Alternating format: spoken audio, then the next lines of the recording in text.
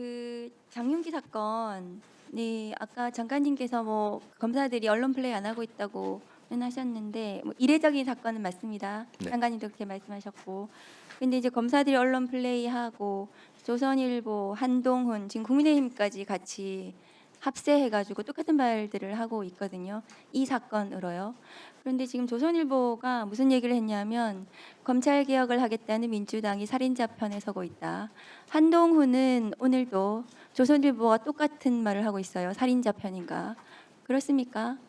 이게 지금 수사권과 관련해서 정부는 방침을 정했고, 그렇다면은 수사기소 분리에 따라서 어떻게 이것을 건강하고 바람직하게 만들어 갈 것인가를 논의하는 자리인데, 이게 지금 과거에 조선일보와 한동훈이 콜라보가 되어가지고 검찰 개혁을 바라는 국민들의 열망을 일으킨 장본인들 아닙니까? 조작 수사하고 조작 기소하고 이런 정치 검찰의 폐해 때문에 수사기소 분리라는 이 지금 검찰 개혁 국면으로 와 있는 거거든요.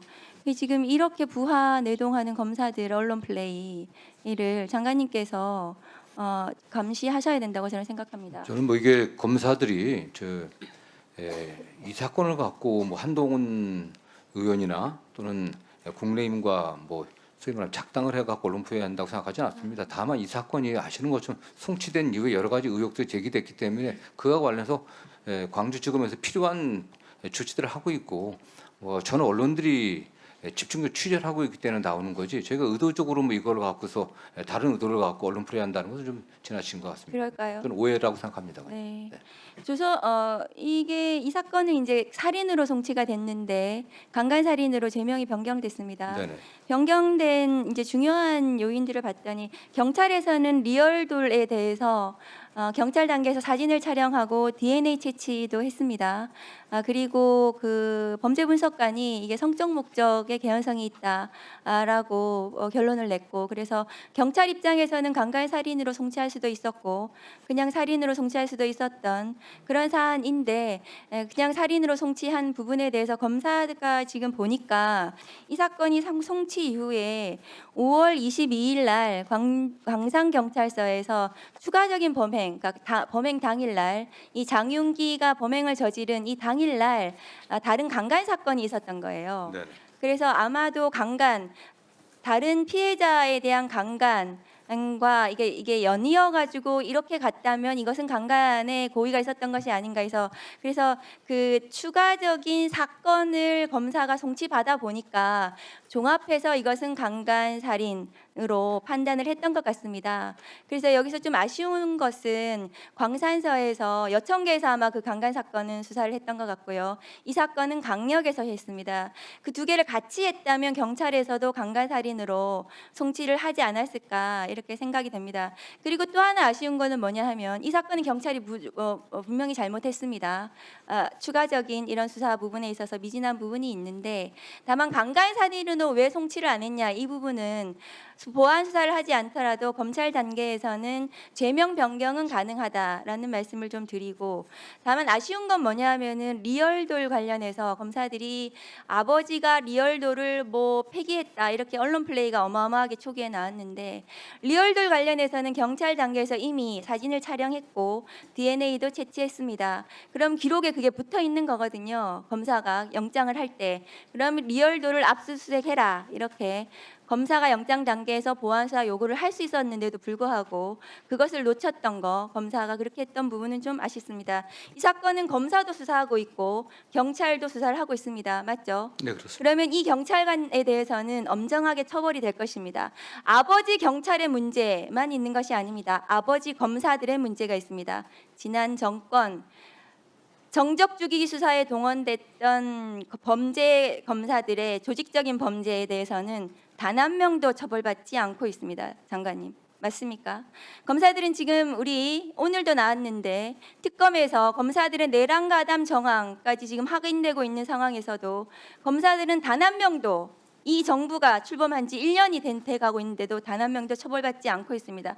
그런 구조적인 문제를 해결하자는 것이 검찰 개혁입니다. 저는 그렇게 생각합니다, 장관님. 그래서 이 사건을 가지고 검사에게 수사권을 주는 방식으로 문제를 해결해서는 안 된다. 선진국의 모든 나라들이 경찰 수사의 문제점을 1분만 더 주십시오. 예, 1분 더 주세요. 선진국의 모든 나라들, 모든 나라에서 발생할 수 있는 경찰 수사의 문제점입니다. 경찰이 유착하고 비리를 저지르고 부패하고 검사도 마찬가지입니다.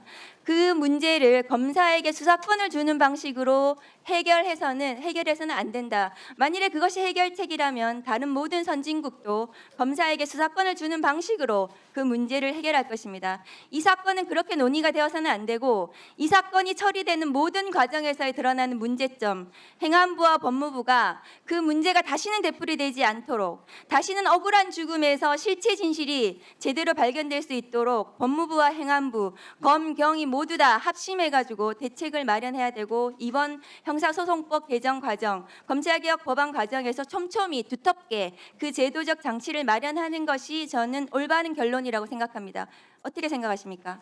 그 의원님도 아시다시피 이미 검찰은 수사 권한이 없습니다. 이미 수사 개시할 수 있는 권한, 인재에서 수사에 착수할 수 있는 권한이 없습니다. 이미 뭐 공소청, 중수청 만들어졌고 없는데, 다만 1차 수사기한 그 경찰이나 중수청이나 국가수사본부나 1차 수사기관의 수사 결과에 대해서 그냥 단순하게 기소할 것인지, 아니면 거기에 대해서 부족한 점들은 어떻게 검증할 것인지, 이런 문제도 좀 남은 것 같습니다. 그 과정에서 피해자의 보호가 좀 소홀하지 않게 해야 된다는 게 제가 일관된 주장이었던 것이고요. 그다음에 장윤기 관련 사건에서는 의원님께서도 뭐 여러 가지 말씀하셨지만, 저희들이 보고받은 바에 의하면은 검찰 단계, 경찰 단계에서 제대로 처리되지 않고 검찰 단계에서 보완했던 사항들이 11개나 됩니다. 이게 한두 가지가 아닙니다. 그래서 뭐 장윤기 승차 내부 블랙박스 SD 카드 문제, 아버지 집 압수수색해갖고 찾아낸 것들, 장윤기 1년지 통신 조회한 것들, 그 다음에 카드 내해갖고 사용한 것들, 그 다음에 화물트럭 블랙박스 확인해갖고 뒤에 문 열어놨던 거, 이런 것들이 한 10개 이상이 됩니다. 사실. 그렇기 때문에 이거는 뭐 저희가 언론 플레이를 갖다가 검찰이나 또는 광주지검에서 한 게 아니고 올라온 사건들이 의심이 됐기 때문에, 의원도 지적하신 것처럼 처음 수사했을 때 약간 프로파일링을 해보니까 그런 의심도 든다고 했기 때문에 면밀히 본 겁니다. 그렇기 때문에 이걸 갖고서 뭐 검찰에서 이 사건 하나 강조해 갖고서 다른 의도를 갖고 언론 플레이를 한다, 이런 오해는 좀 안 하셨으면 좋겠습니다.